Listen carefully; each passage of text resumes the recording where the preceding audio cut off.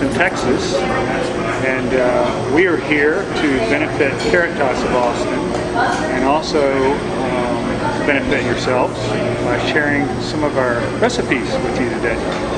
We'll be making pico de gallo, pico de piña, and our wonderful salsa. Just to tell you a little bit about Maudie's, I bought the cafe from Maudie in 1992 and have been operating it since. Pico de gallo is one of my favorite things to eat. It's so healthy. These are the ingredients here. Onion, and we go ahead and chop that very fine so it doesn't dominate the flavor of the bites. This is fresh tomato, and you can skin that if you like, or leave the skin on. It works really well for us. That's the way we do it. Fresh lime juice, chopped cilantro, and this is a serrano pepper.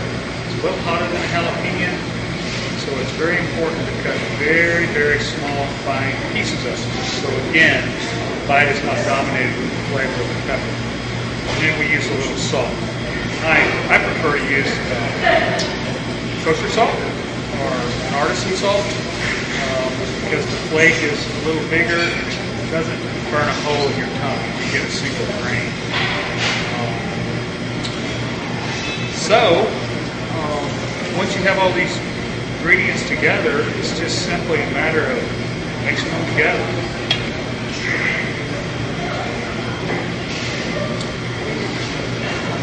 Peppers are varying heats. If you can control the amount of heat that you get in your end product, you can do that by putting a little more of the pepper in or a little less of the pepper in. The pepper is, the heat in the pepper is determined a lot by when it is picked, the climate that it's been subjected to while it's ripening. If it's in hot sun and really struggling for water, then it's going to be a really hot pepper. If it's been raining every day, then the pepper is not going to have much heat in it.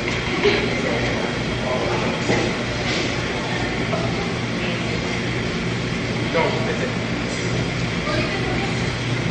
And then we'll use some salt. And the salt is just a taste. And just give it a good mix. Now this will be good for 3 to 4 days. It will kind of get a little softer and the flavors will mix together the longer you keep it in the refrigerator. But it is ready to eat, and again, will be really good for you for several days subsequent to mixing it. It's really beautiful. Beautiful color and consistency.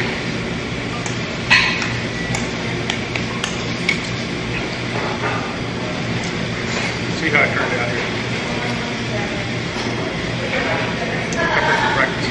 Yummy.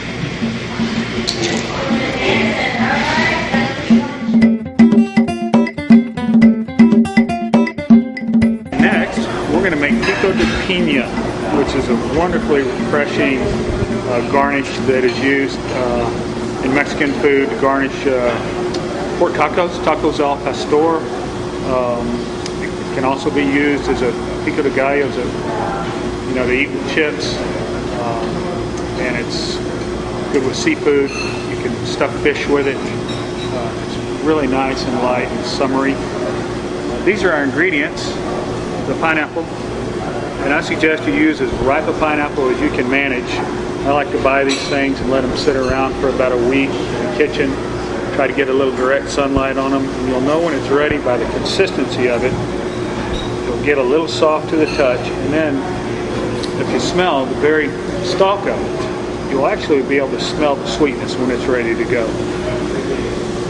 So this is our diced pineapple. You can see the size. We want it to be small. Again, nice, neat, uniform little bits of pineapple, so as not to dominate the flavor of your bite. We also have cilantro.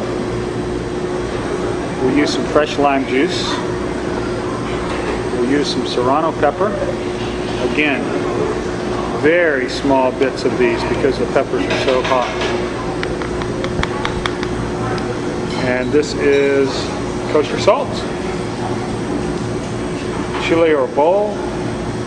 It's also called bird peppers or tree peppers.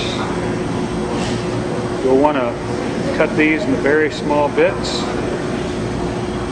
It's a dried pepper and then fresh onion. So we will mix these together.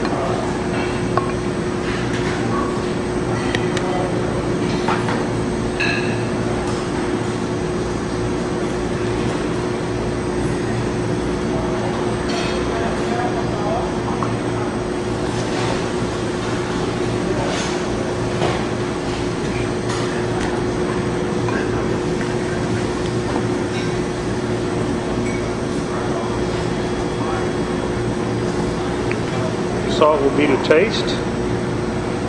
You can always put more in and you can never take it out. So I like to go slow with the salt.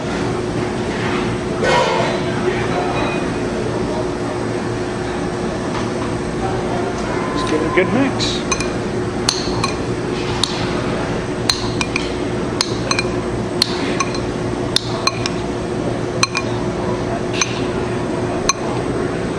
And voila.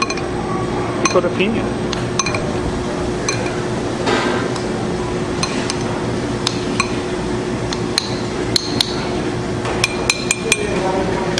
Really nice.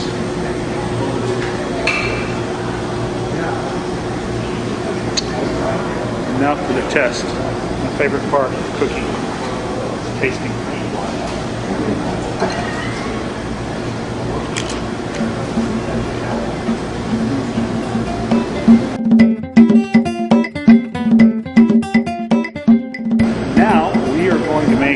Salsa, which I just can't get enough of.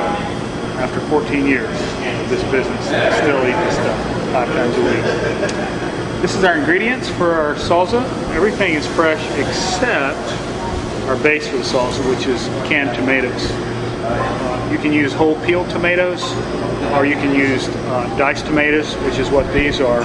You don't want to use a paste because you want to have some consistency left in the salsa. You don't want it to be just a tomato sauce. You want to have some chunkiness to it. So we're going to work on that today.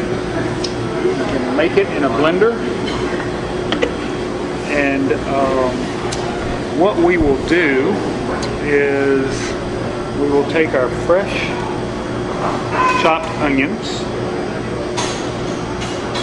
and we will take our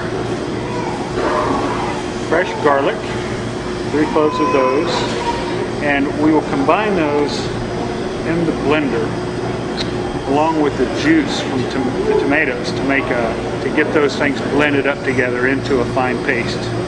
That happens before we add in the meat of the tomatoes and the chunky.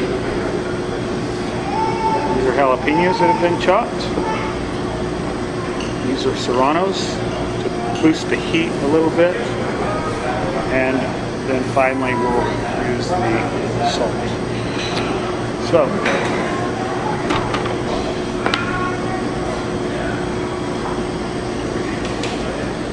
good tomato juice.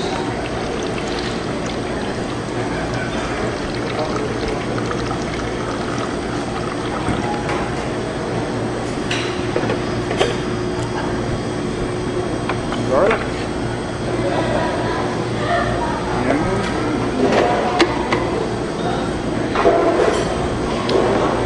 And we've lost our top to the blender, so we're going to improvise here and use a little juice cup.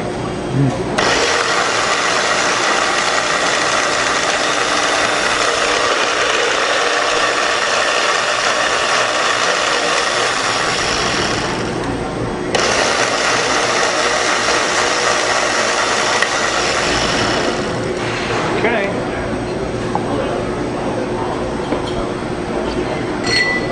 What we have here is a really smooth without any chunks product.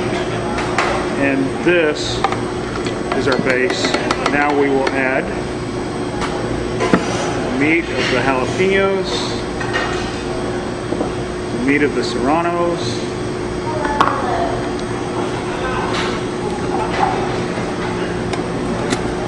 and the meat of the tomatoes.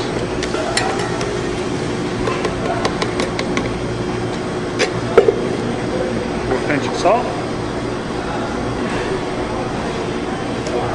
And the key to the consistency is not to over blend the salsa. So what we'll want to do is give it little bumps to help it get through and mix and chop. And then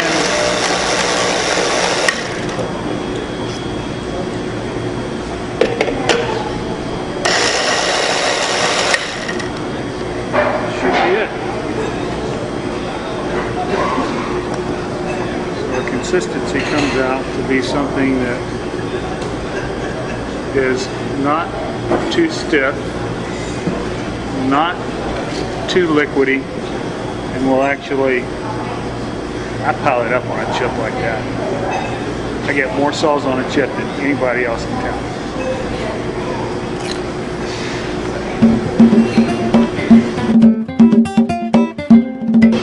What we made today is pico de gallo, pico de piña, and our wonderful salsa, all of which are good with chips.